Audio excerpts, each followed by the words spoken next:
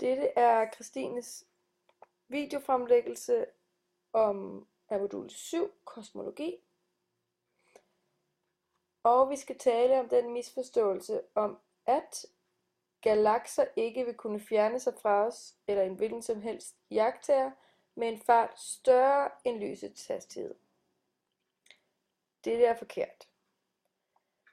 Misforståelsen skyldes en forkert forståelse af udvidelsens omstændigheder. Dem, der tror på dette, de mener, at Einsteins relativitetsteori forbyder en hastighed på mere end lysets hastighed. Dette er forkert, som sagt. Relativitetsteorien overskrides nemlig ikke, da der ikke er tale om galaksernes bevægelse, men universets udvidelse.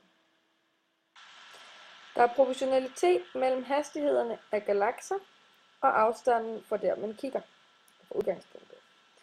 Derfor vil galaksers hastighed være større og større, desto længere væk fra udgangspunktet man kommer. Det var det, vi så med vores elastik-univers, hvor hastigheden for galakse B, gennemsnitshastigheden for galakse B, var mindre end gennemsnitshastigheden for galakse F. Havde der været galakser længere væk, eller med en større afstand, end der er fra A til F, f.eks. en galakse G eller en galakse M, så vil disse galakser have haft en endnu større gennemsnitshastighed end F. Hvis lysets hastighed var begrænsningen for galaksers fart, så vil dette også være galaksers fart væk fra os. Så vil dette også være begrænsningen for universets udvidelse, da der dermed ikke vil være galakser længere væk end med en gennemsnitsfart lig lysets hastighed. Og dette er jo ikke tilfældet.